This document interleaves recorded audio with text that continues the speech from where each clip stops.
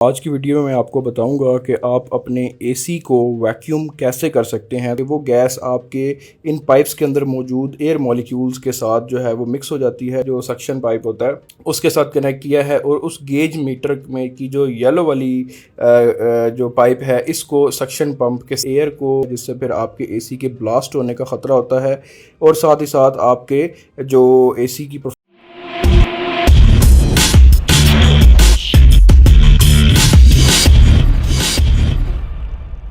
अस्सलाम वालेकुम दोस्तों, वेलकम टू अनदर वीलॉग। और आज की वीडियो में मैं आपको बताऊंगा कि आप अपने एसी को वैक्यूम कैसे कर सकते हैं। तो सबसे पहले तो मैं आपको ये बता देता हूं कि आपको किसी भी एसी को वैक्यूम करने की ज़रूरत क्यों पेश आती है।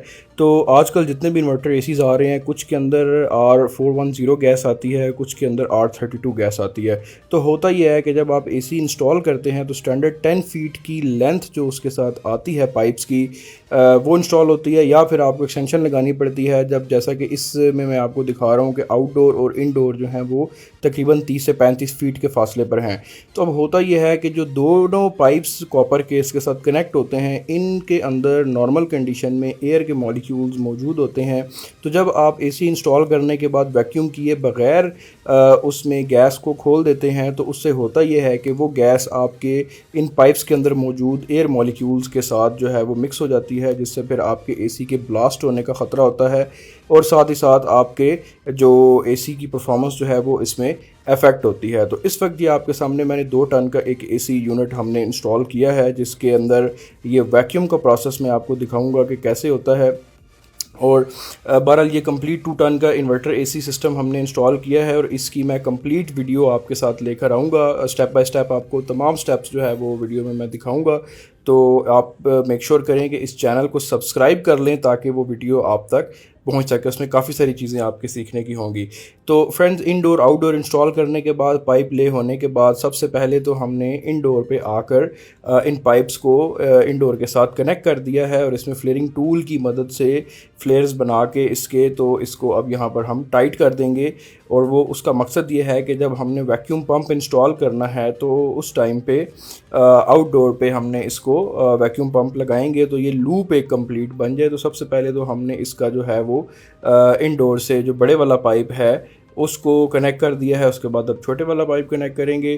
तो खैर, मैं आपको जो चीज़ बता रहा था कि वो एयर के मॉलिक्यूल्स मिक्स होते हैं, जिसमें R32 गैस जो होती है वो ज़्यादा फ्लेमेबल होती है, जिस वजह से उन एसीज़ में अगर आप ये वाला प्रोसेस नहीं करते हैं वैक्यूम करने का, तो आपके एसी के ब्लास्ट होने का ज़्यादा ख़तरा होता है। तो आप जब भी एसी इंस्टॉल करवाएं तो R32 गैस के केस में आप हर सूरत उसको वैक्यूम करवाएं, और R410 के केस में भी आप इसको वैक्यूम करवाएं। जिससे अगर नहीं करेंगे तो वो एयर के मॉलिक्यूल्स मिक्सअप होंगे, और जिससे आपके एसी की एफिशिएंसी जो है वो अफेक्ट होगी। तो अब यहाँ पर हमने इनको लूप कंप्लीट करने का प्रोसेस जो है वो यहाँ पर कर लिया है। उसके बाद आउटडोर पर अगर आएँ तो यहाँ पर आपने क्या करना है कि वैक्यूम पंप को कनेक्ट कर लेना है। ये मैं अभी थोड़ा सा आगे चल के आपको इसको भी एक्सप्लेन करता हूँ। वैक्यूम पंप के साथ एक गेज मीटर होता है, जिसमें एक ये ब्लू वाला जो पाइप है इसको मैंने आउटडोर के जो मोटे वाला पाइप है, जो सक्शन पाइप होता है, उसके साथ कनेक्ट किया है, और उस गेज मीटर में की जो येलो वाली जो पाइप है इसको सक्शन पंप के साथ यहाँ पर लगा दिया है। और सक्शन पंप का बेसिकली काम ये होता है कि ये उन पाइप्स के अंदर से एयर को सक करेगा। और यहाँ पर ये आपको नज़र आ रहा है इस टाइम के गेज मीटर, इसकी एक साइड पर रेड वेल्व है, एक साइड पर ब्लू वेल्व है। तो ब्लू वाली साइड को मैंने ओपन कर दिया है क्योंकि वो उसी पाइप से लूप से जो है वो एयर को खींचेगा, और रेड वाली साइड को ऑफ़ कर दिया है। उसका पर्पज़ ये है कि रेड वाली साइड से जब आपने प्रेशर इंसर्ट करना होता है, नाइट्रोजन सिलेंडर लगा के जब लीकेज टेस्ट करनी होती है, तो उस केस में हम रेड वाली साइड को यूज़ करते हैं। तो अभी राइट नाउ इस वैक्यूम पंप के साथ आपकी येलो वाली जो पाइप है वो कनेक्टेड है, और येलो वाली पाइप के बाद यहाँ से आपका गेज मीटर के साथ ये जाता है। तो अब होता यह है कि ये जो इस वैक्यूम पंप के ऊपर आपको ब्लू कलर का ये जो ढक्कन सा नज़र आ रहा है, यहाँ से आउट हो रही है एयर, और वो पाइप से येलो पंप के थ्रू, येलो वाले पाइप के थ्रू वो सक्शन कर रही है, और साथ साथ ब्लू वाले पाइप से ये ब्लू वाला जो ढक्कन है इसमें से ये एयर को आउट कर रहा है। तो यहाँ पर आपको गेज मीटर नज़र आ रहा है। द मोमेंट हमने इसको ऑन किया था तो ये जो सुई है इसकी ये -1 की तरफ बढ़ी है। नॉर्मली ये 0 पर होती है। अच्छा, ये येलो वाला आप देखें, ये कॉमन पॉइंट के ऊपर कनेक्टेड है। इस टाइम पे रेड बल्ब हमने ऑफ़ किया हुआ है, यानी कि बंद किया हुआ है, क्योंकि हम इसमें प्रेशर इंसर्ट नहीं कर रहे हैं। उसके ऊपर मैं एक सेपरेट वीडियो बनाऊंगा जिसमें आप देखेंगे कि अगर आपने लीकेज टेस्ट करनी है तो वो आप कैसे कर सकते हैं। तो राइट नाउ हमने ब्लू वाला वेल्व ओपन किया हुआ है। कॉन्टीन्यूसली इसके प्रेशर गेज के ऊपर आपको ये नीडल जो है ये -1 की तरफ बढ़ती हुई नज़र आ रही है, और इसको तकरीबन 30 से 35 मिनट तक के लिए आपने ऑन छोड़ देना होता है। कुछ लोगों का ये पॉइंट होगा कि जी हमें ये वाला इतना इंडस्ट्रियल ग्रेड का ये सिस्टम कहाँ से मिलेगा, तो आप इसके साथ भी कर सकते हैं, ये भी आपको रेंट पर मिल जाता है। अव्वल तो जो टेक्नीशियन आए आपके घर पे एसी इंस्टॉल करने, आप उसको कहें कि वो कंप्रेसर लगा के इसके साथ ये काम करें। अदरवाइज़ आप नॉर्मल कंप्रेसर के साथ भी ये वाला काम कर सकते हैं, और कोई इसमें मुश्किल चीज़ नहीं है। 30 to 35 मिनट्स तक आपने एयर को हर सूरत इसमें से वैक्यूम करना होता है।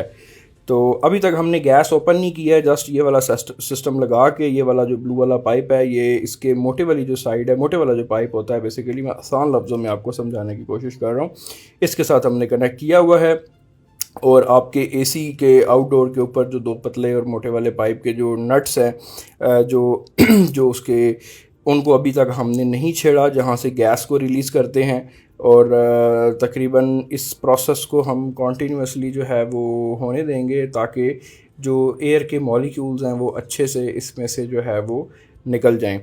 एंड इन दी एंड फिर हमने ये करना है कि हम इसको हटा कर, मतलब कि मैं आपको बताऊंगा कि आपने किस तरीके से इसको फिर डिस्कनेक्ट करना है वैक्यूम पंप को जब ये फुल एम्प्टी हो जाएगा, और एसी के अंदर जो अपनी गैस मौजूद है जो कि उसके साथ आपने इसका लीकेज टेस्ट कैसे करना है। तो राइट नाउ इसके आउटडोर पर ये लगाने का मकसद ये था कि यहाँ से हमने अंदर से जब कनेक्ट कर लिया था तो पूरा लूप बन गया था। अब खैर 35 मिनट्स कंप्लीट हो गए हैं, और हम अब इसको ये बाहर वाले इसके नट्स ओपन करके अब हम गैस रिलीज़ करेंगे। तो जो छोटे वाला पाइप है, यहाँ से हम एलन की मदद से गैस रिलीज़ करेंगे, जिससे होगा ये कि इनडोर से गैस घूमकर कंप्रेसर से जो है यहाँ से होकर गैस अपने इंटरनली जो आउटडोर है यहाँ से निकलेगी, और पूरा जो ये इसका लूप बना हुआ है चैनल, यहाँ से ट्रैवल करके अब ये जो नीचे हमने ब्लू कलर का पाइप लगाया हुआ है, ये सक्शन पाइप से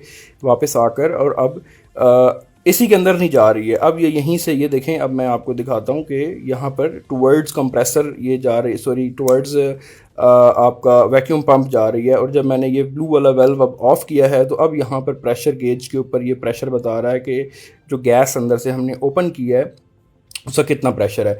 तो इसको हमने 200 psi पे ले जाकर यहाँ पर टाइट कर देना है। अगेन जो जहाँ से हमने गैस इसकी ओपन की है, और 200 psi के ऊपर हम इसका प्रेशर टेस्ट करेंगे, ताकि आपकी जो इसके जो पाइप्स की लीकेज है वो भी इसी गैस के साथ टेस्ट कर ली जाए। अगर तो आपका नया एसी है तो ये काम आप करें, लेकिन अगर पुराना एसी है तो उसमें इस तरह की से आप लीकेज टेस्ट कभी मत करें। आपकी गैस जो है वो वेस्ट भी हो सकती है। अगर आपके जॉइंट्स आपको लगता है कि सही क्वालिटी वाले नहीं हैं तो उस केस में भी। वेल एनी हाउ फ्रेंड्स, यहाँ पर अब हमने 200 के ऊपर जाकर गेज से देख के हमने यहाँ से गैस को ऑफ़ कर दिया था। इसके बाद हमने लीकेज टेस्ट इसका सारा किया है, और नॉर्मल रनिंग कंडीशन में 120 psi तक का प्रेशर होता है, बट यहाँ पर हम 200 का दे रहे हैं। गैस बंद है। गैस जब वापस हम खोलेंगे तो उस टाइम पे जो इसका प्रेशर है गैस का वो तकरीबन 250 to 280 psi तक चला जाता है। तो फ्रेंड्स, ये था वैक्यूम करने का इसका तरीक़ाकार। आप भी करवाएं, हर सूरत लाजमी करें ये वाला काम। कभी भी इस छोटे से स्टेप को इग्नोर मत करें, ये बहुत ही ज़रूरी है, और आपके एसी की लाइफ के लिए और आपकी अपनी लाइफ के लिए। तो इंशाल्लाह इस पूरे के ऊपर इस पूरे एसी की इंस्टॉलेशन के ऊपर मैं कंप्लीट एक वीडियो इंशाल्लाह लेकर आऊँगा। तो आप मेक श्योर करें इस चैनल को सब्सक्राइब करें ताकि वो वीडियो आप तक मिल सके। तो इंशाल्लाह मिलेंगे फिर नेक्स्ट वीडियो में। टेक केयर एंड अल्लाह हाफिज़।